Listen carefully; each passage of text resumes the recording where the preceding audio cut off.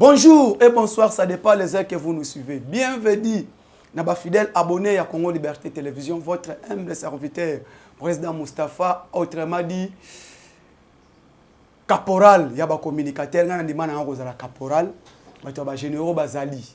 Tu es tout informé bino na actualité politique. Ozo ko dominer na kati ya mboka na biso, na kati ya Congo Liberté Télévision, votre chaîne Oeza impeccable, incomparable. Chaîne Oeza na pona ko informer bino de jour au jour. Bo s'abonner massivement, bo tchela biso, bo tchela nga ba j'aime et puis bo tchela ba commentaire. Na titre ya lelo to ko solo la situation sécuritaire ya République démocratique du Congo. Est-ce que voya EAC eza malamu? Est-ce que voya diplomatie et ko pesa biso solution? Est-ce que voya dialogue et qu'on peut savoir solution au Kagame Azosenga, nous devons négocier, soit nous devons dialoguer pour na ba M23 balongo. Toko dialoguer nini? To dialoguer pour na Goma, to dialoguer pour na Beni, to dialoguer pour na Kindu, to nini? Yango ezawana actualité toko développer na bino na moment oyo o bozolanda biso na kati ya Congo Liberté Télévision. Bo tia ba j'aime, bo commenter, bo benga na plus 243 89 86 52 097 plus 243 89 86 52 097. Voilà. Mambu masobele. Mwamba ekotizelo. Ah, na ebisa kibino. Pe na continuer ka koyebisa bino na kati ya Congo Liberté Télévision. Na ebisa kabino à tout moment. Tokoki ko solo la problème mususu. Mais tokoki ko négocier frontière ya République démocratique du Congo. Tokoki ko solo la situation mususu. Mais tokoki ko négocier territoire ya République démocratique du Congo avec le Rwanda. Lelo oyo batu baloba ki baloba. J'ai la francophonie wana. Ekosa le matin. Tshisekedi Félix. Pona nini? Francophonie est comme manini. Toko gagner nini pour la francophonie. Toyebisi batu. Francophonie est moko danger sur le plan diplomatique de la République démocratique du Congo. Francophonie est kokoti sa mosolo. Na opérateur économique au bazana ba hôtel, bana ba flats, bana ba bar, tout consort là, ba restaurant moderne et ko permettre bango pe ba inviter au baye. Bana au baye ko jouer na kati ya francophonie et permettre et promouvoir peut même culture congolaise. C'est francophonie au bozomono. J'ai la francophonie et que promouvoir culture congolaise. J'ai la francophonie et que fongoler la Congo mambo belé même na volet diplomatique, même na volet sport. Bana na biso ba congolais o ba ko jouer ensemble na ba Roumanie, na ba Canadien, na ba Sénégalais, na ba Français, na ba et pas payer belé.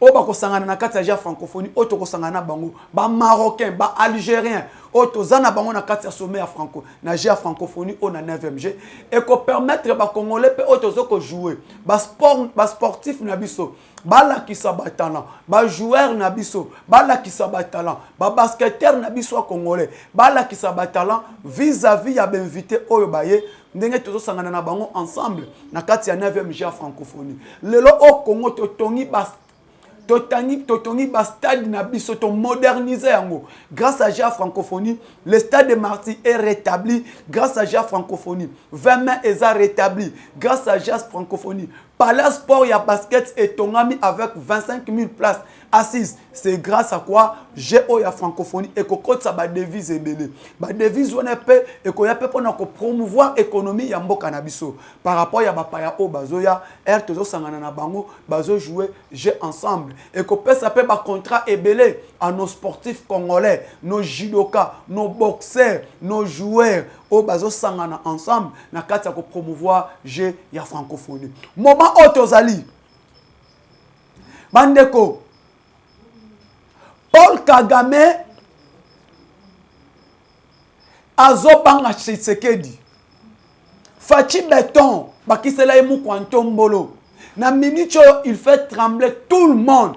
Les 9 pays frontaliers voisins ba voisins na biso tona ba ona ba frontière, les 9 pays wana bazolenga bazobanga nini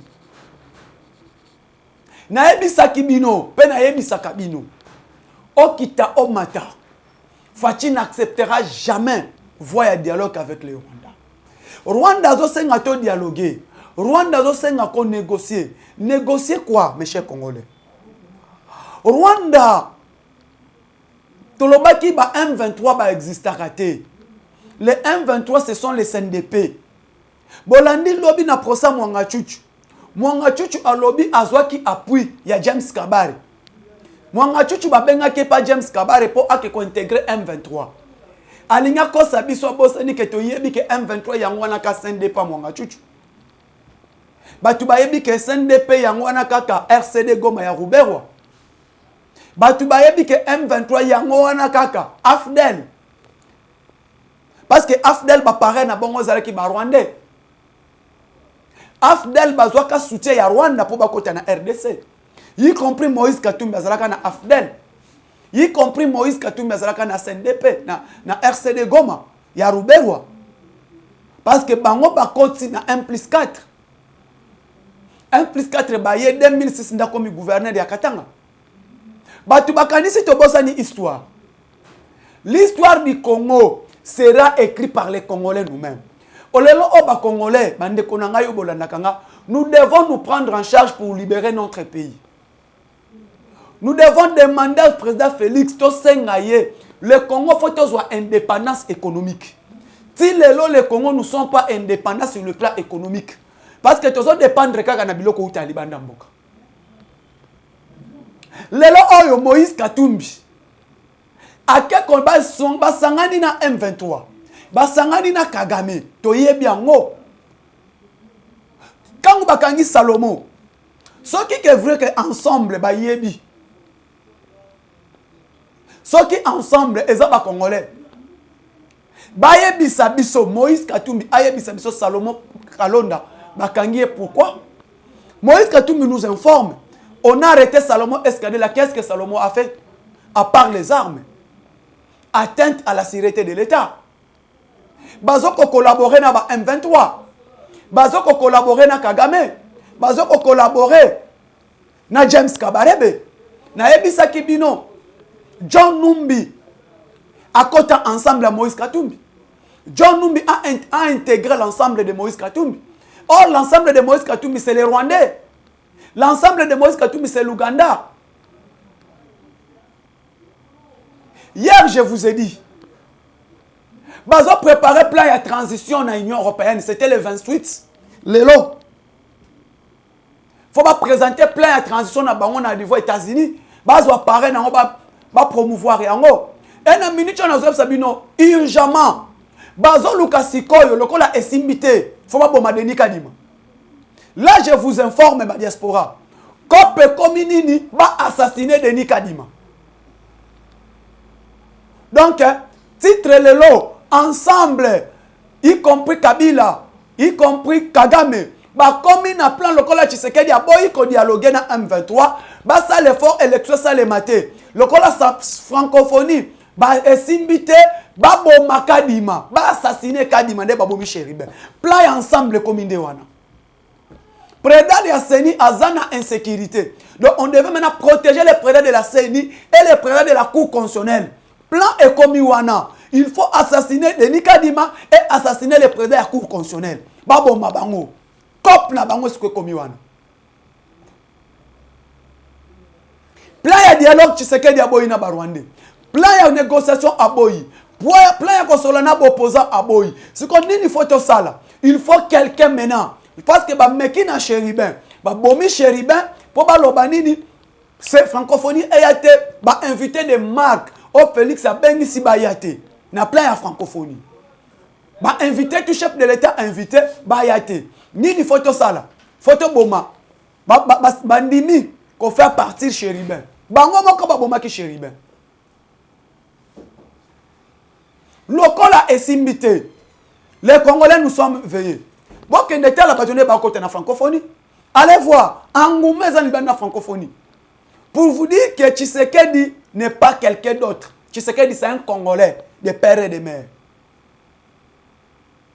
Kop Bakomi Nango, il faut sabotage. Nani Kadima, Chéribé Simbité, Babomi Chéribé, rien élection ezali. bazoya sikoyo ba créer climat d'insécurité ba Rwandais bakota rien élection ezali ba yebiango bien Tshisekedi va gagner azate va battre Félix. Qui va battre Tshisekedi?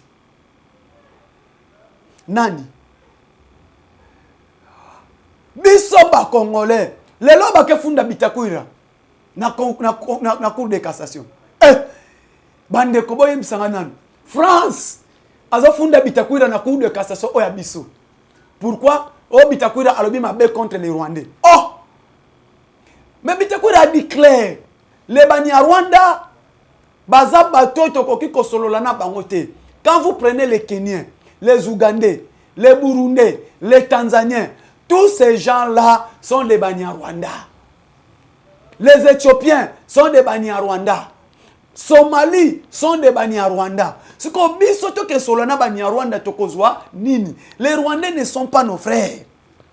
Les Rwandais ne sont pas nos frères. Nos frères, nous sommes que les Congolais des pères et des mères. Les Rwandais ne sont pas nos frères. Toko négocier na ba Rwandais ndengeni. Parce que lelo obande konangai. Kabila afzalaki elok apesaki Kagame tout. Kabila a accepté de donner le Kagame tout. Kabila a donné Kagame même la République démocratique du Congo. Kabila a donné Kagame même la République démocratique du Congo. Maintenant, qu'est-ce qu'il veut, Chef Félix Tshisekedi?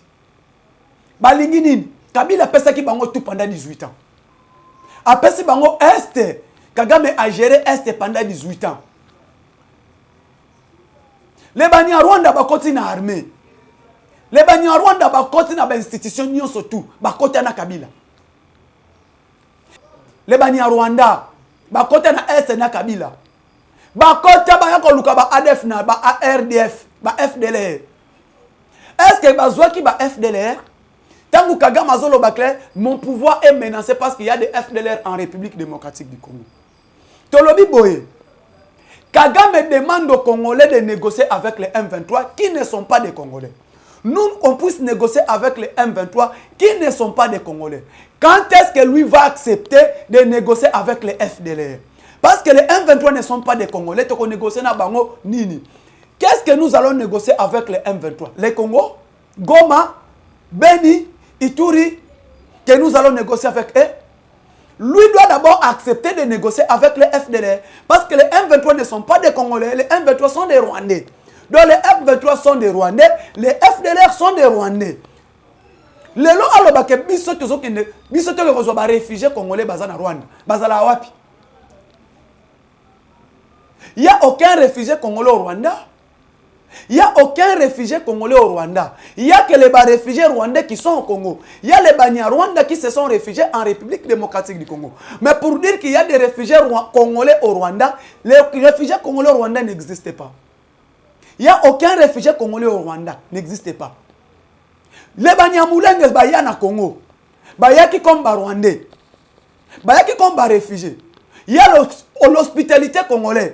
Oh, il y a bisoto yoka ki mawato yamba ki bango. Nous les avons accueillis à bras ouverts. Bafandi ba yo koma Banyamulenge. Ba komeli biso Banyamulenge. Lelo c'est Banyamulenge là, ba komi ko revendiquer nationalité congolaise. C'est ça hier j'ai dit à nos frères Brazzavillois. Ce qui est arrivé au Congo et qu'on risquait comme la bino na Rwanda, na Brazzaville. Parce que votre président a accepté de collaborer ensemble avec Kagame. Quand tu marches ensemble avec Kagame, sache-le qu'il plaît qu'il neige Kagame à toucher. Parce que les Rwandais bazala kabatute. Baza batute. Qu'est-ce que Kabila n'a pas donné chez les Rwandais? Mettez là les autres Sibir na Est. Les autres Sibir na Est. Les oyo biso ton négocier. Et puis nous avons bandeko. Docteur Denis Mukwege. Docteur Denis Mukwege. Azo kondima biso ba Congolais, ton négocier na ba Rwandais. Docteur Denis Mukwege. Azo Luka Félix Tshisekedi a accepté to solola na Rwanda na Uganda. Ton négocier nini? Premièrement, ton négocier président cour constitutionnel la longwa. Tu négocié président Seigneur Longwa. Tu négocié Sultan Makenga comme général en RDC. Tu négocié Willy Ngoma comme lieutenant général dans l'armée congolaise. Tu négocié Vincent Karega, Azong ambassadeur à Rwanda dans RDC. Obaboye. Parce que tant que Bango Senga, la République démocratique du Congo négocie avec le Rwanda. Donc, nous acceptons les cahiers de charges que Kagame va présenter chez les Congolais. C'est ça d'abord. Pour Bango Bana cahier de charges na Bango. Gouverneur ya Ituri, Azala Moutwa M23. Gouverneur ya Nord Kivu, Azala M23. Moutwa M23. Gouverneur ya Maniema, Azala Moutwa M23. Gouverneur ya Sidi Kivu, Azala Moutwa na obédience à M23. Et gouverneur ya Tanganyika, Azala Moutwa na obédience à M23. Vous acceptez ça? Et tous les régimes financiers, il y a Nord Kivu, il y a Ituri, il y a Sud Kivu, il y a Tanganyika, il y a Kindu. Et ça l'a dirigé par qui? Par les M23. Donc, tu as Est, tu peux s'y Rwandais. Tu as accepté Sikoyo. Dans 9 juges, il y a cours constitutionnel. Par M23, base à la obédience, il y a 3 juges. Katumbi, 3 juges. Et Félix Tshisekedi, 3 juges. C'est ça le plan de Katumbi. Et c'est ça le plan de Kagame. Et c'est le plan de Kabila. Parce que les M23, les Zadef Nalou, sont des mêmes gens qui ont travaillé avec Kabila. Lelo Oya Willy Ngoma. Abima Aloba. Parce que la minute Choyo, et le Kokolobeza soutient, Félix a équipé armée avec arsenal militaire de dernière génération. Mardoché Tchela Bango Bilili. Bamona ba photo.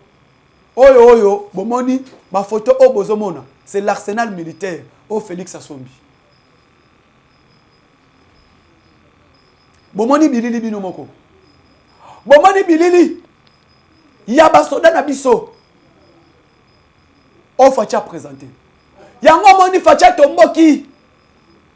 E indi na este. E indi. Nebisa kibinoa. Tu peux blaguer avec qui, mais tu ne peux pas blaguer avec fils de l'homme. Différence, c'est Ali, entre un Congolais de père et de mère et un Congolais qui est quelqu'un qui n'est pas Congolais. Et quelqu'un a commis Congolais à l'âge de 29 ans. Parce que Kabila a commis Congolais après l'âge de 29 ans. Il n'était pas Congolais, a commis Congolais à l'âge de 29 ans. A commis Congolais si à Bali à Boti. Il n'a jamais été Congolais. Si Bisanga, est-ce qu'un Congolais de père et de mère a quoi accepter Mboke Kende pas Rwandais? Un Congolais de père et de mère a quoi accepter Est ya Congo? A quoi accepter Congo est négocié na Rwanda?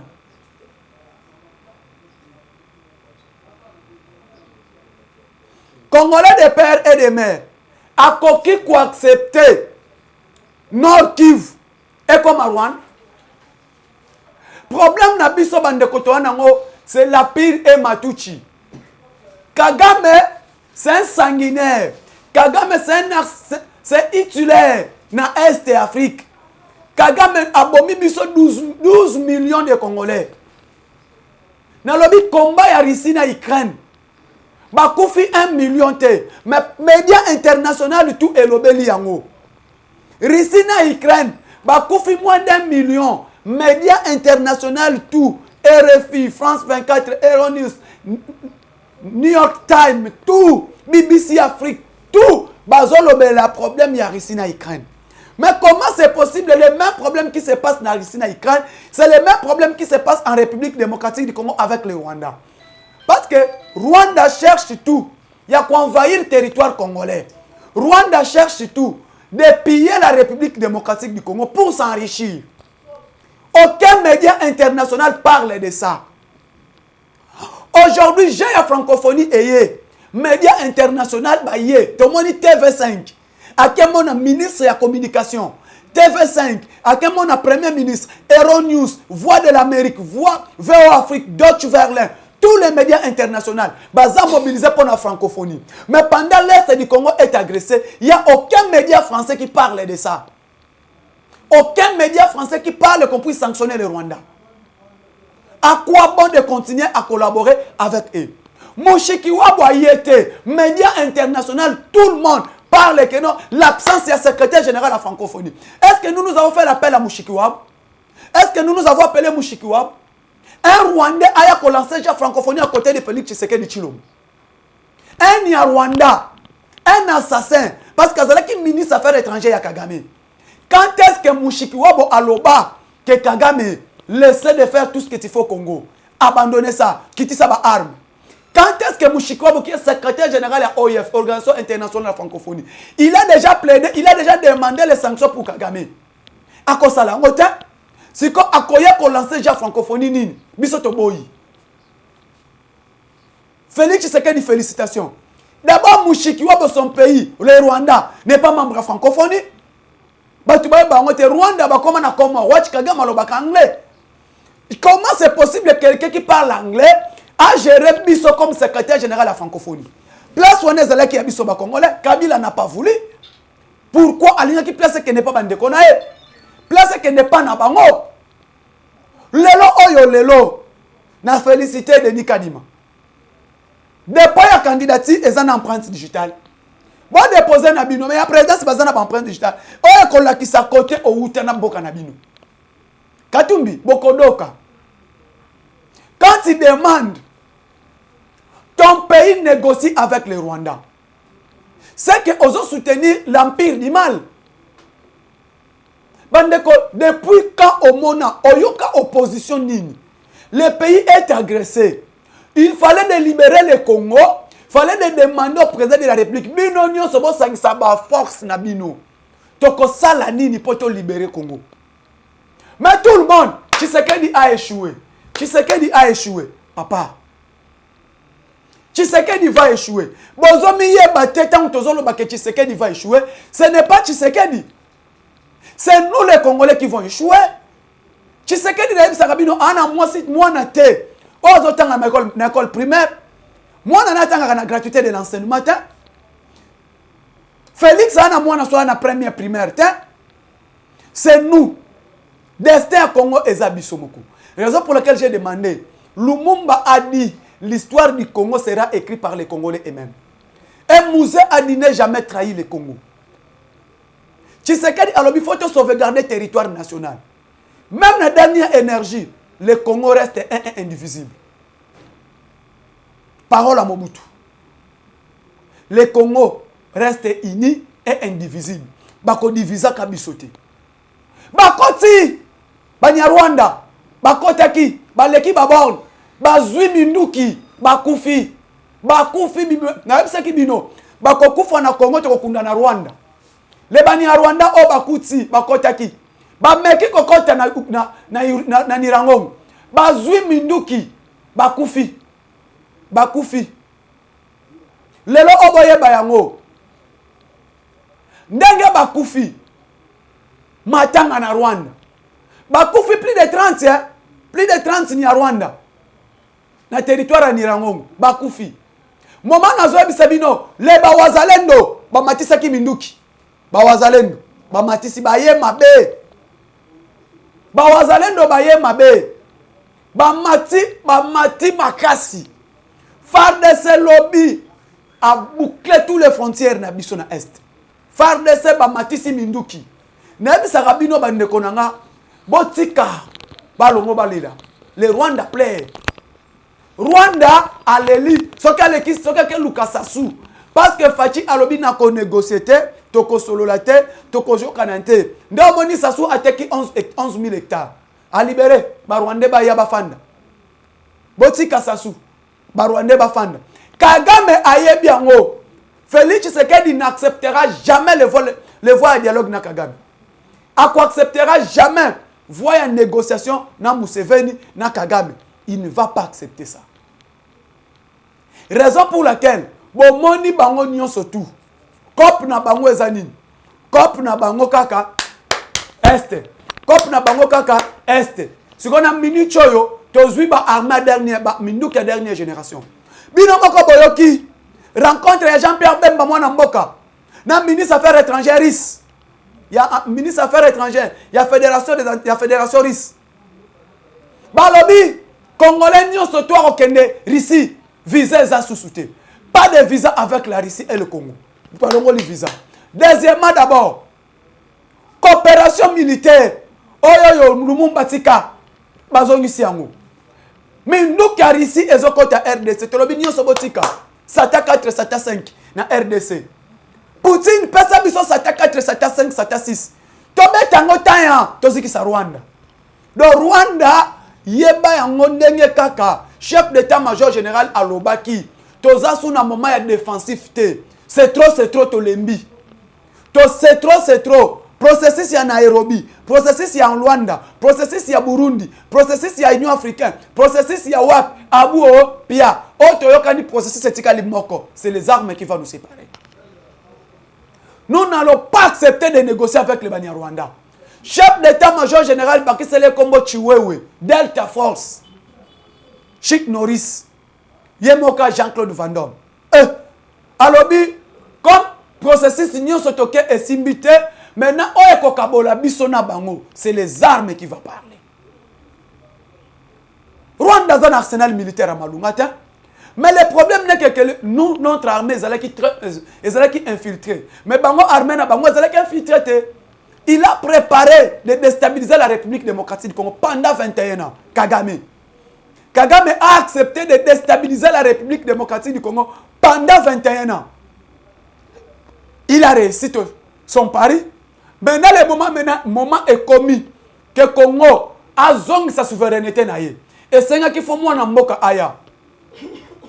Nde moi na mboka ye. Ba komi ko Lucas Koyo, tobo maye, tobo machilombo. Ba ko réussir te.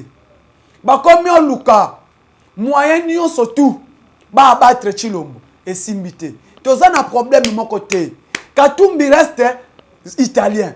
Mukwege Docteur Denis Mukwege, Azako soutien par la France. Parce que Mukwege, faut bon dimango, prix Nobel de la paix, va passer comme Mukwege. C'était une iloko moko pour manipuler Denis Mukwege parce qu'il n'est pas congolais. C'est Ougandais. Va préparer, il y a plein tout. Un jour, comme président, ça ne va pas tenir. C'est un Ougandais. Fayulu, tu y place à Outate. Tozolo de la Batoubozo, on a une histoire. L'empire du mal. L'empire du mal, on a des bonbons bango l'empire du mal. Kabila, Katumbi, Sesanga Matata. Na lali na lamuki, Sesanga zo senga Matata mponi. Balongo la 3 juges ya cour constitutionnel. Président ya cour constitutionnel, alongo. 3 juges wana balongo. Et puis ba pesi sans condition, balongo la bango. Papa, est-ce que bozaba tuto bozaba ndoki?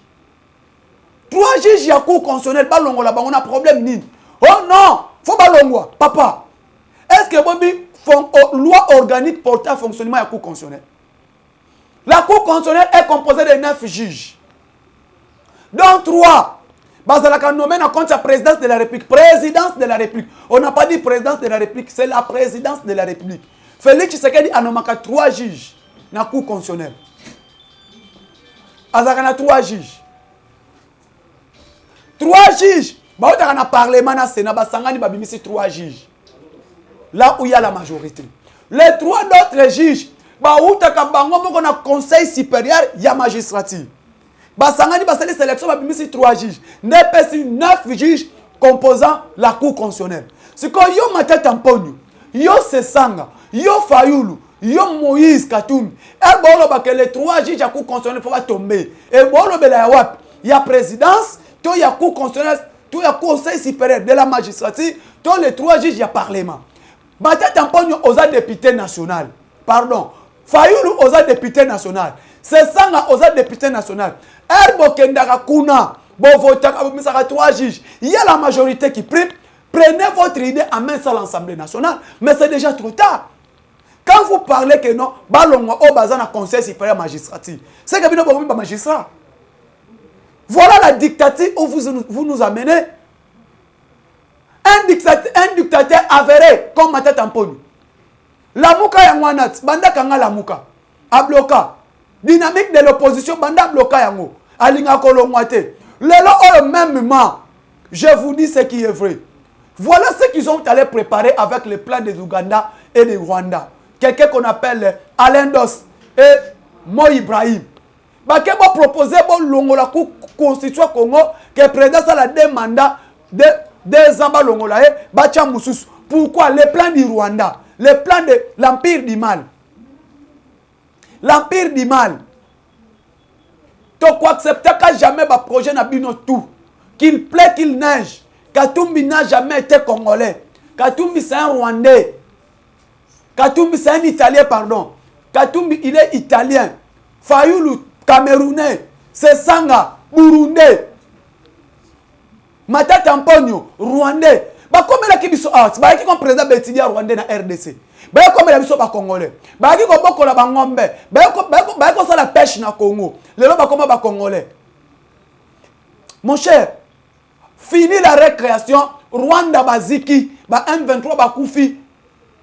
Tonalobela kibino ko kufa na Congo, matanga na Rwanda. Ko kufa na Congo, matanga na Rwanda. Yango wana. L'économie du Congo est petit à petit pour avancer. Petit à petit, on a stabilisé le Congo. Lobi na koyela bino sujet sur le plan économique. Ba ino so bolinga président Mustafa ba bolanda kangai na Congo Liberté Télévision mon numéro plus 243 89 86 52 097 plus 243 89 86 52 097 je dis et je vous remercie.